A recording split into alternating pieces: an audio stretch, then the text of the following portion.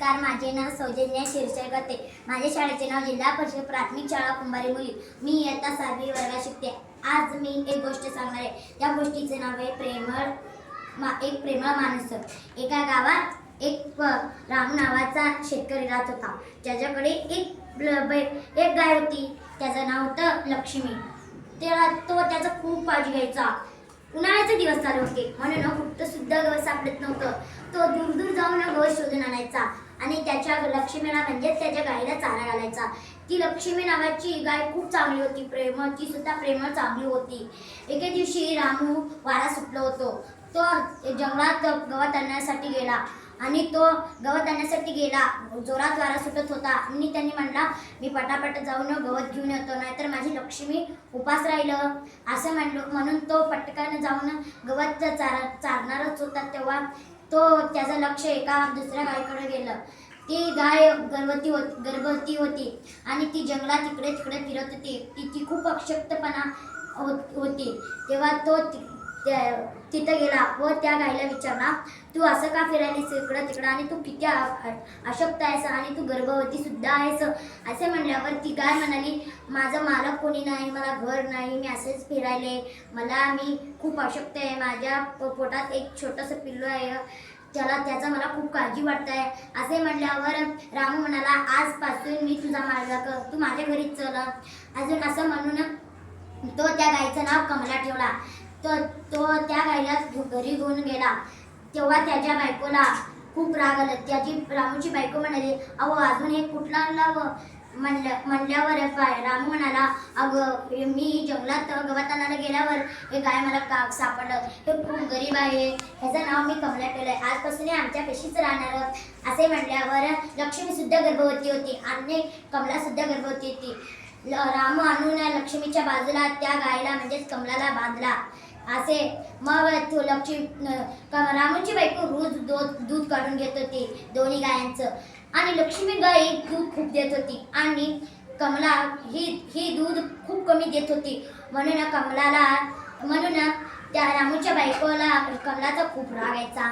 एके दिवशी काय केली, ती रोज दोघींना एकच चारा खायला घालायची, पण कमला जास्त दूध देत नव्हती. म्हणून रामूची बायकोला खूप राग यायचं. एके दिवशी ती काय केली, लक्ष्मीला हरा चारा खायला दिले आणि तीच कमलाला सुका हुआ चारा खायला दिली.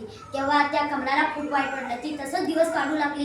पण एके दिवशी कमला लक्ष्मीला म्हणाली, अगं बघ आपली मालकीण किती आगाव आहे, मला नीट चारा खायला देत नाही, काय सुद्धा देत नाही, आता मी कसं करू, एक तर माझ्या पोटात सुद्धा पिल्लू आहे ना. असे म्हणून लक्ष्मी म्हणाली, अगं राहू दे, सोड, आमची मालकीण अशीच आहे, पण आमचा मालक खूप चांगला आहे, त्याला जर हे कळलं तर तो तुला चांगला चारा घालेल. असे म्हणल्यावर कमला हो म्हणाली. पण ती रामूची बायको काय ऐकली, ती तसंच करू लागली. एके दिवशी रामू तो पाहिला आणि त्या रामूच्या बायकोला त्याला म्हणजेच रोहिणी, रामूच्या बायकोचं नाव होतं रोहिणी, त्याला तो खूप ओरडला. तो म्हणाला, तुला काय कळतंय का नाही, याच्या पण पोटात एक छोटंसं पिल्लू आहे, तू याला कसला चारा घालत आहेस. असे म्हणल्यावर रोहिणी म्हणाली, अहो किती दिवस आपण या कमलाचं सांभाळ करायचं, ना पिल्लू द्यायली ना दूध चांगलं द्यायली. असे म्हणल्यावर तेव्हा रामू सुद्धा काय बोलू शकला नाही. मग एके दिवशी रात्री लक्ष्मी काय म्हणाली, अगं बहीण तू इथं राहू नकोस, आमची मालकीण लई डेंजर आहे, तुला ती रोज असंच तुझं एक गंगा नदी आहे, आमच्याच गावाच्या जरा बाजूला गेली तर एक तुला गंगा नदी लागते. त्या गंगा नदीपाशी खूप चांगलं गवत आहे आणि त्याचं पाणी सुद्धा आहे आणि खूप मोठे मोठे झाडे, तू तिथंच जा आणि तिथंच राहा. असे म्हणल्यावर एके दिवशी रात्री कमला निघाली आणि ती त्या गंगा नदीपाशी गेली आणि तिथं ती पोट भरून चारा खाली आणि पाणी पिली, अजून एका झाडाखाली आराम केली.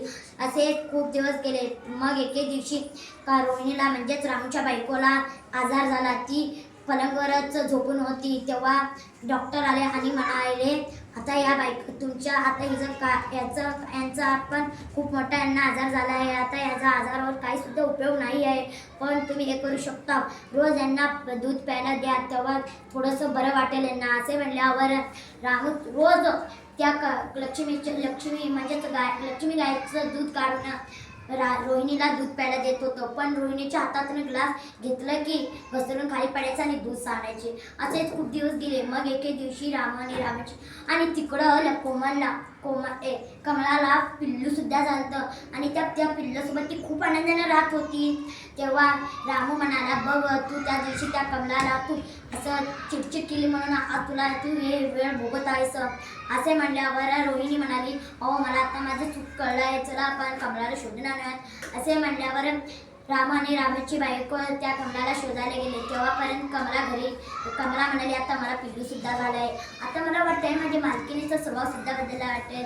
आता मी दूध सुद्धा जास्त देऊ शकते. आता माझी मालकीण मला ठेवून गेली, मी परत त्या घरी जाते. असे म्हणून कमला त्या घरी गेली. तेव्हा ती लक्ष्मीला विचारली, अगं लक्ष्मी, रामू माझ्या अजून मालकीन कुठे गेलेत? असे म्हणल्यावर लक्ष्मी म्हणाली, अगं ते तुलाच शोधण्यासाठी गेलेत. असे म्हणल्यावर कमळाला खूप आनंद झाला. तेवढ्यात ते रामू आणि रोहिणी आले. तेव्हा ती रोहिणी म्हणाली, मला माफ कर, मी तुझ्या पोटात असताना मी तुला नीट बघितलं नाही, तुला कसलंही चारा खायला देत होते, मला माफ कर. असे म्हणल्यावर कमळा म्हणाली, अहो मालकीन तुम्ही कशाला माझं माफी मागता, राहू दे सोडा. असे म्हणली. मग त्यांनी आनंदाने राहू लागले. आणि आता बघा, जेव्हा रामू आपल्या बायकोला दूध द्यायचा प्यायला, तेव्हा ते दुधाचं ग्लास घसरत नव्हतं. तेव्हा रोहिणीला खूप आनंद, रोहिणीला आणि रामला खूप आनंद झाला. आणि ते कमला आणि लक्ष्मी, तेवढं पण लक्ष्मीला पण एक पिल्लू झालं. ते सगळेजण खूप आनंदाने राहू लागले. तात्पर्य, आपण कोणासोबतही वाईट वागू नये. आपण कोणासोबत जर वाईट वागलं तर आपल्यासोबत पण तसंच होते. धन्यवाद.